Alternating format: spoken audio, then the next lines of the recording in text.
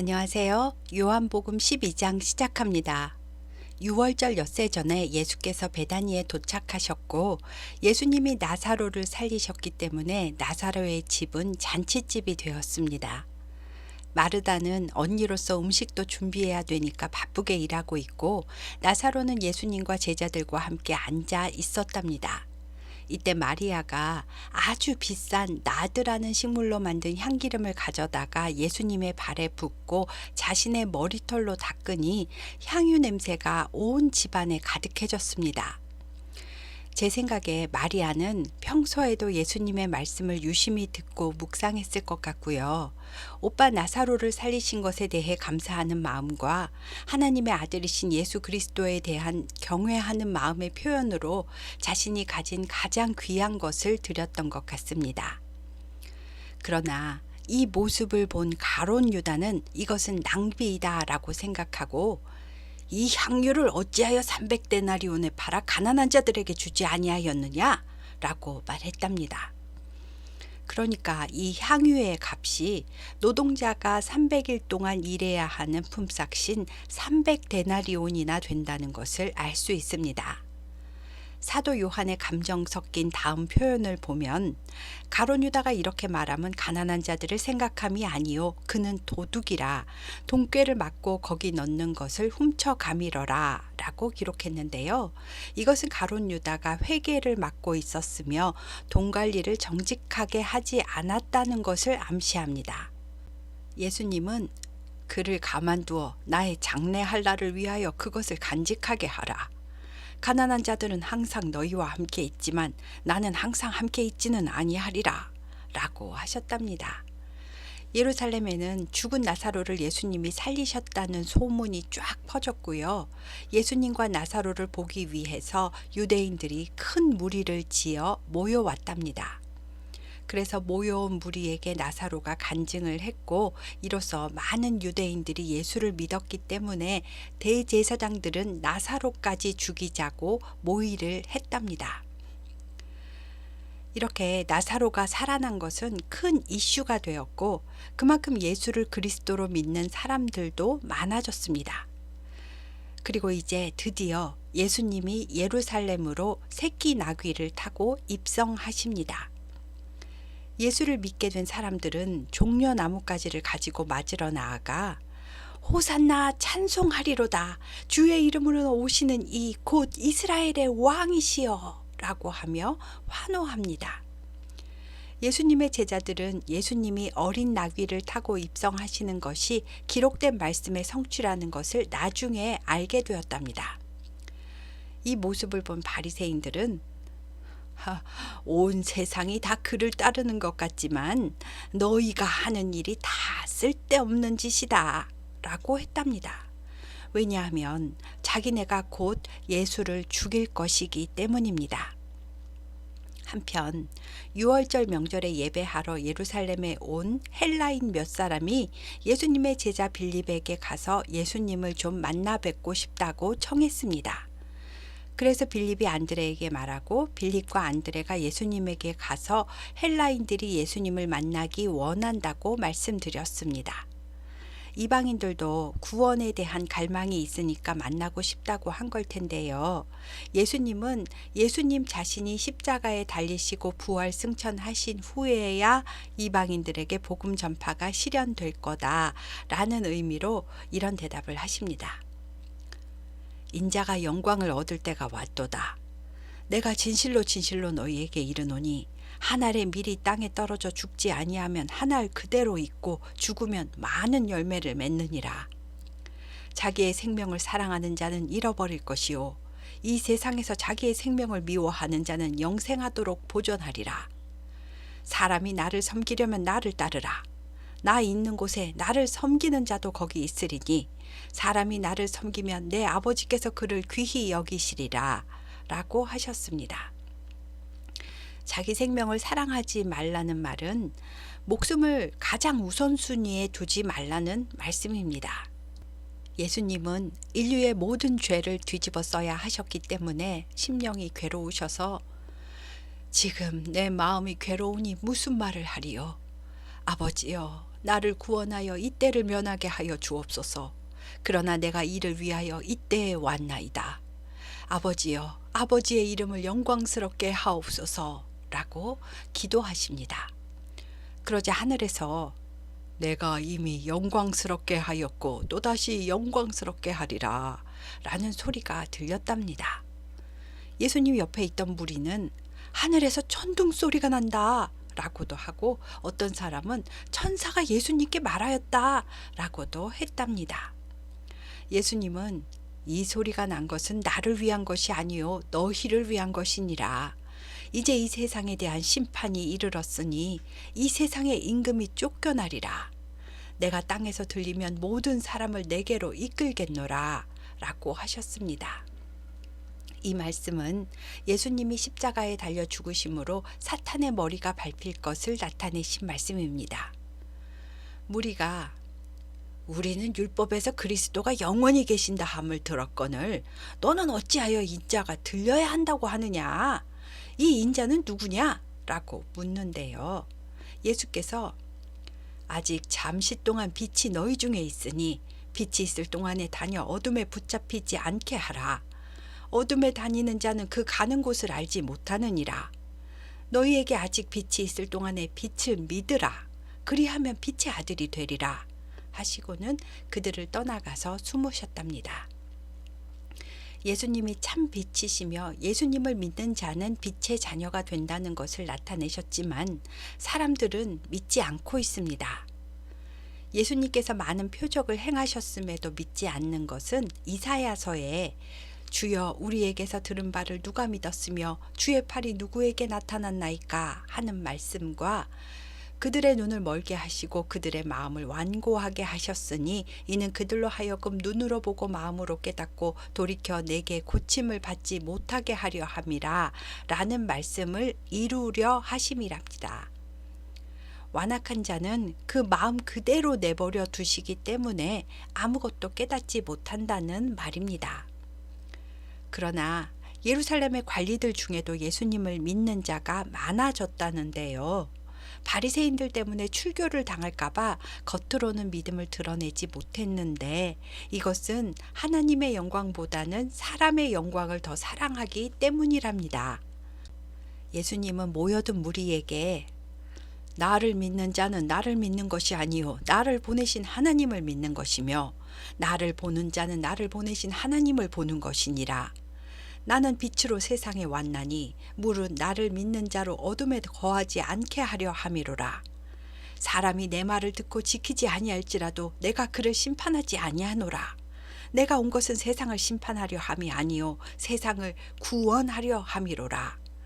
나를 저버리고 내 말을 받지 아니하는 자를 심판할 이가 있으니 곧 내가 한 그 말이 마지막 날에 그를 심판하리라. 내가 자의로 말하는 것이 아니요 나를 보내신 아버지께서 내가 말할 것과 이를 것을 친히 명령하여 주셨으니 나는 그의 명령이 영생인 줄 아노라. 그러므로 내가 이르는 것은 내 아버지께서 내게 말씀하신 그대로니라 라고 외치셨답니다. 생각을 해보시면 예수님께서 많은 표적과 기적을 행하시고 가르침도 주셨는데 예수님을 믿고 따른다는 사람들은 각자가 요구하는 메시아의 모습이 다 다릅니다. 관리들도 출교를 당할까봐 바리새인 눈치를 보며 안 믿는 척하고 이제 예수님은 십자가에 달릴 시간이 곧 다가옵니다. 그래서 예수님께서는 끝까지 내가 온 것은 내 아버지가 보내셔서 온 것이고 나는 하나님의 뜻을 너희에게 전한다 라고 외치시는 모습이 그려지실 겁니다. 그리고 다음 13장부터는 이제 유월절 전날의 이야기인데요. 예수께서 세상을 떠나 아버지께로 돌아가실 때가 다가온 줄 아시고 세상에 있는 자기 사람들을 사랑하시되 끝까지 사랑하시니라 하며 시작합니다. 그러나 마귀는 벌써 가룟 유다의 마음에 예수를 팔려는 생각을 넣었다는데요. 가룟 유다는 열심당이었기 때문에 예수님이 정치적 메시아가 아니라는 것이 실망스러워서 불만이 가득했던 것 같습니다. 마가의 다락방에서 저녁을 먹는 도중에 예수님은 자리에 일어나 겉옷을 벗고 수건을 가져다가 허리에 두르시고 대야에 물을 떠서 제자들의 발을 씻으시고 수건으로 한 명 한 명 발을 닦아주십니다.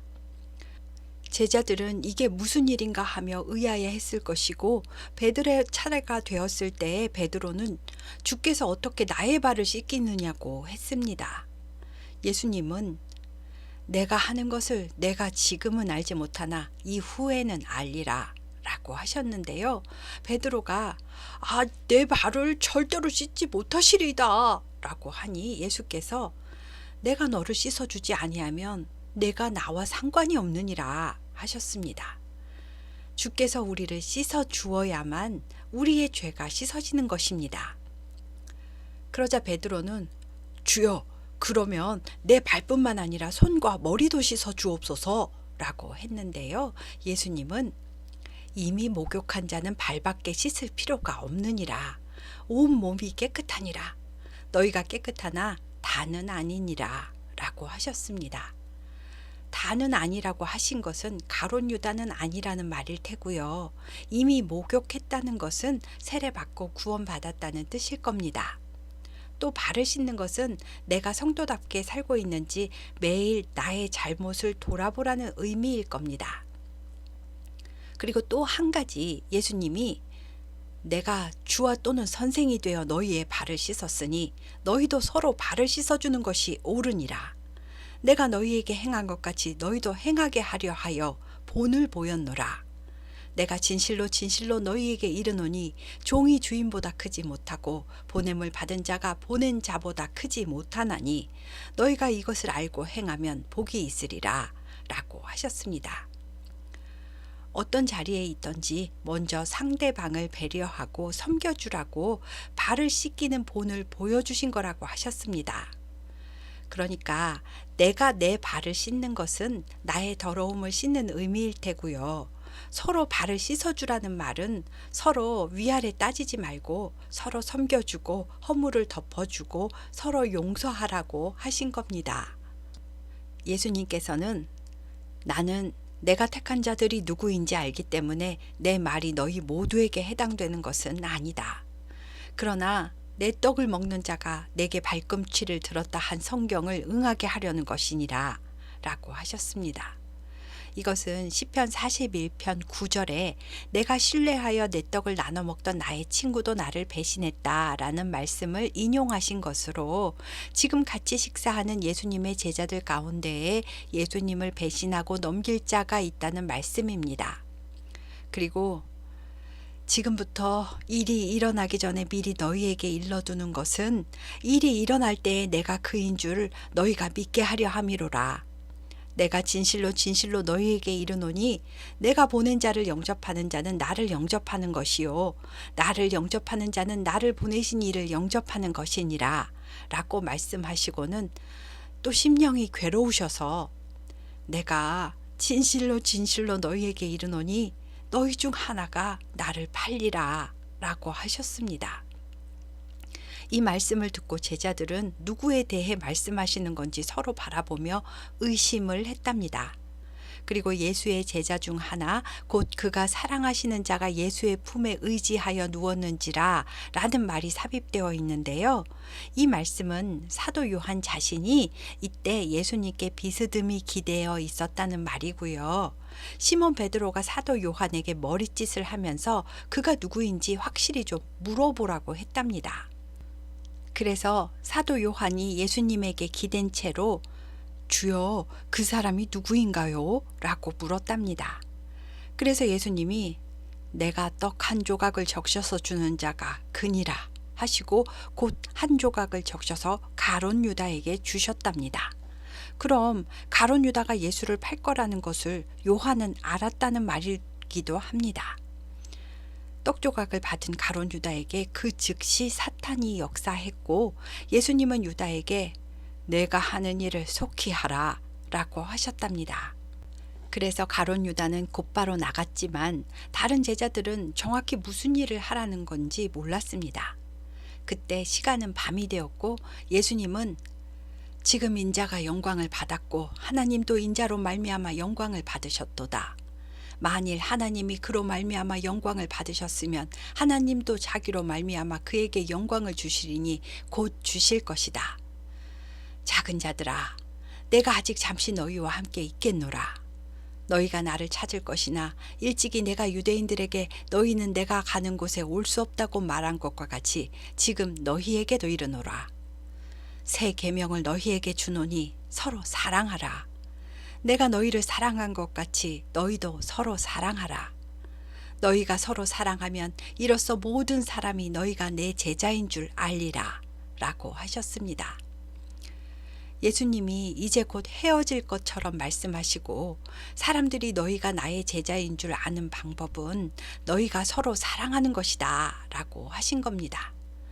다시 말하면 예수의 제자라는 증표는 서로 섬기고 사랑하는 모습을 통해서 세상 사람들이 알게 된다는 것입니다. 그 아버지의 그 아들이라는 말처럼 제자들이 서로 사랑하는 모습을 보고 그들의 스승인 예수님을 떠올리게 된다는 것입니다. 시몬 베드로가 주여 어디로 가시나이까? 라고 물었더니 예수님이 내가 가는 곳에 네가 지금은 따라올 수 없지만 나중에는 따라올 것이다 라고 하시니 베드로가 주여 내가 지금은 어찌하여 따라갈 수 없나이까? 나는 주를 위하여 내 목숨을 버릴 수도 있나이다 라고 대답합니다. 예수님은 네가 나를 위하여 네 목숨을 버리겠느냐? 내가 진실로 진실로 내게 이르노니 닭 울기 전에 네가 3번 나를 부인하리라 라고 하셨답니다. 예수님의 이 말씀에 마가의 다락방에는 잠시 정적이 흘렀을 것 같습니다. 그리고 14장에 이어서 너희는 마음에 근심하지 말라. 하나님을 믿으니 또 나를 믿으라. 내 아버지 집에 거할 곳이 많도다. 그렇지 않으면 너희에게 일렀으리라. 내가 너희를 위하여 거처를 예비하러 가노니 가서 너희를 위하여 거처를 예비하면 내가 다시 와서 너희를 내게로 영접하여 나 있는 곳에 너희도 있게 하리라. 내가 어디로 가든지 그 길을 너희가 아느니라 라고 하십니다.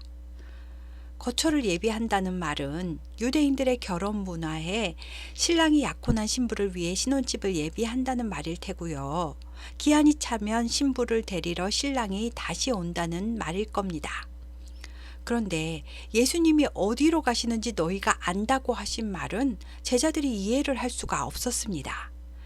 예수님은 그동안 십자가에 달리실 것을 말씀해 주셨기 때문에 내가 가는 길을 이미 말했고 너희가 들어서 알고 있다 라고 하신 건데 제자들은 물리적인 장소를 생각하면서 대체 어디로 가신다는 건지 궁금해합니다. 그래서 도마가 주여 주께서 어디로 가시는지 우리가 알지 못하거늘 그 길을 어찌 알겠사옵나이까 하니 내가 곧 길이요 진리요 생명이니 나로 말미암지 않고는 아버지께로 올 자가 없느니라. 너희가 나를 알았더라면 내 아버지도 알았으리라. 이제부터는 너희가 아버지를 알았고 또 보았느니라 라고 말씀하십니다. 그러자 빌립이 주여 그럼 아버지를 우리에게 보여주옵소서. 그리하면 족하겠나이다 라고 합니다. 예수님은 빌립아 내가 이렇게 오래 너희와 함께 있으되 네가 나를 알지 못하느냐? 나를 본 자는 아버지를 보았거늘 어찌하여 아버지를 보이라 하느냐? 내가 아버지 안에 거하고 아버지는 내 안에 계신 것을 네가 믿지 아니하느냐? 내가 너희에게 이르는 말은 나 스스로 하는 것이 아니라 아버지께서 내 안에 계셔서 그의 일을 하시는 것이라. 내가 아버지 안에 거하고 아버지께서 내 안에 계심을 믿어라. 그렇지 못하겠거든 행하는 그 일로 말미암아라도 나를 믿어라. 내가 진실로 진실로 너희에게 이르노니 나를 믿는 자는 내가 하는 일을 그도 할 것이요 또한 그보다 더 큰 일도 하리니 이는 내가 아버지께로 감이라. 너희가 내 이름으로 무엇을 구하든지 내가 행하리니 이는 아버지로 하여금 아들로 말미암아 영광을 받으시게 하려 함이라. 내 이름으로 무엇이든지 내게 구하면 내가 행하리라 하셨습니다. 지금 예수님의 제자들은 예수님이 아버지께로 간다고 하셨는데 가시는 그곳이 어디냐고 지명을 좀 정확하게 말씀해 주시던지 아버지를 보여달라고 말하고 있지요. 예수님께서는 내가 곧 길이요 진리요 생명이라 하시면서 내가 생명을 얻는 유일한 구원의 길이다.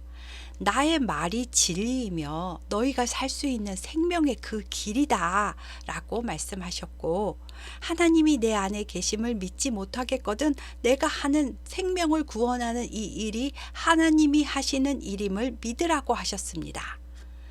또 나를 믿는 자는 내가 하는 일을 그도 할 것이요 그보다 큰 일도 할 수 있을 거다. 왜냐하면 내가 아버지께로 가고 성령이 너희와 함께 할 것이기 때문이다 라고도 하셨는데요. 이 말씀은 잘 해석하셔야 합니다. 본문에는 하나님이 하신 일, 예수님이 하신 일, 그리고 예수님이 하신 일보다 더 큰 일, 이렇게 세 가지 일이 나오잖아요. 그럼 하나님께서 예수님을 통해 하신 일은 자신의 백성을 예수 그리스도의 핏값으로 죄를 속량하사 구원하신 일이잖아요. 또 예수님은 하나님의 영으로 그 맡겨진 일들을 전하시고 이루셨습니다. 그러면 예수님이 아버지 하나님께로 가신 후에 우리가 예수의 영, 곧 보혜사 성령을 받아 하게 될 예수님이 하신 일보다 더 큰 일은 무엇일까요? 그것 또한 영혼을 구원하는 일입니다. 예수님께서 하신 수많은 일들 중에 가장 큰 일은 믿는 자에게 영생을 얻게 하는 그것입니다. 예수님께서 행하신 나머지 기적들은 예수님이 하나님의 아들이심을 믿게 하여 영생을 주려는 목적으로 하신 부수적인 일들입니다. 영혼을 구원하는 그 일에 필요한 모든 것을 예수님의 이름으로 무엇이든지 구하면 예수님께서 역사해 주시겠다고 하신 겁니다. 예수님의 이름으로 돌을 황금으로 바꿔달라고 기도하거나 나를 괴롭히는 누구 좀 사고나게 때려달라는 기도를 하라고 무엇이든지 내 이름으로 구하라 하신 것이 아니라는 것을 분별하셔야 합니다. 그래서 믿는 자가 예수님을 전하고 한 영혼을 구하면 하나님께서 영광을 받으시는 거라고 하신 겁니다. 그러면 예수님이 옆에 계셔도 잘 믿지 못하는 제자들이 예수님이 안 계실 때 어떻게 예수님이 하신 일을 한다는 걸까요? 그래서 다음 15절부터는 예수님께서 제자들에게 성령에 대해서 말씀해 주십니다. 너희가 나를 사랑하면 나의 계명을 지키리라. 내가 아버지께 구하겠으니 그가 또 다른 보혜사를 너희에게 주사 영원토록 너희와 함께 있게 하리니 그는 진리의 영이라. 세상은 능히 그를 받지 못하나니 이는 그를 보지도 못하고 알지도 못함이라. 그러나 너희는 그를 아나니 그는 너희와 함께 거하시비요 또 너희 속에 계시겠음이라. 내가 너희를 고아와 같이 버려두지 아니하고 너희에게로 오리라. 조금 있으면 세상은 다시 나를 보지 못할 것이로되 너희는 나를 보리니 이는 내가 살아있고 너희도 살아있겠음이라. 그날에는 내가 아버지 안에 너희가 내 안에 내가 너희 안에 있는 것을 너희가 알리라. 나의 계명을 지키는 자라야 나를 사랑하는 자니 나를 사랑하는 자는 내 아버지께 사랑을 받을 것이요 나도 그를 사랑하여 그에게 나를 나타내리라 하셨습니다. 예수님이 하나님께 구해서 또 다른 보혜사를 보내주신다고 하셨지요.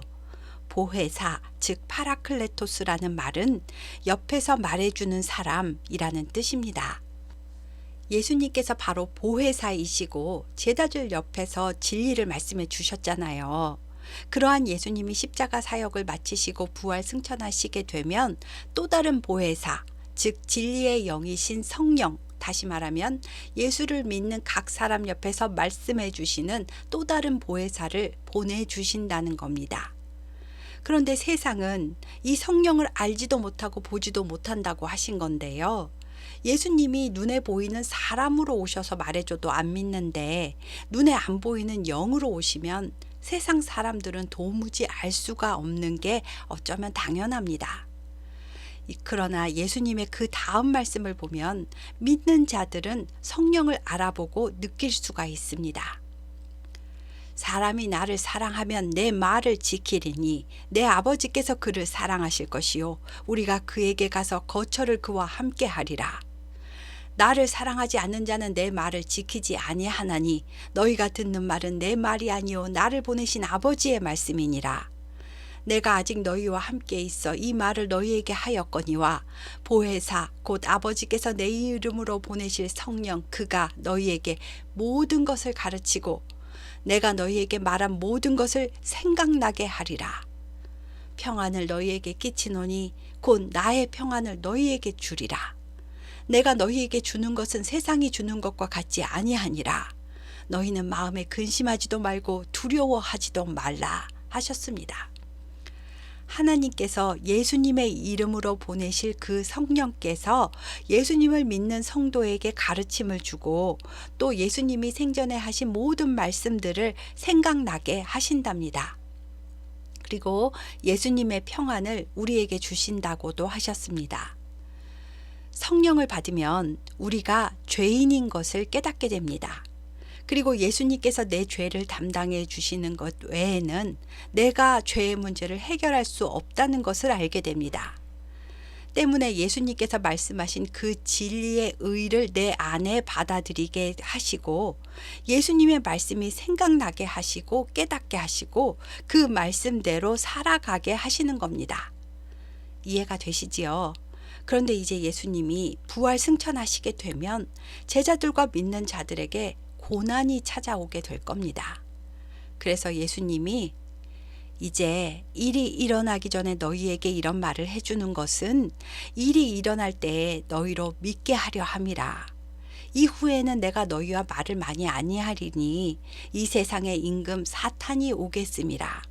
그러나 그 사탄은 나에게 아무런 영향도 주지 못할 것이니 오직 내가 아버지를 사랑하는 것과 아버지께서 명하신 대로 행하는 것을 세상이 알게 하려 함이로라. 일어나자, 여기를 떠나자 라고 하시며 14장이 끝납니다.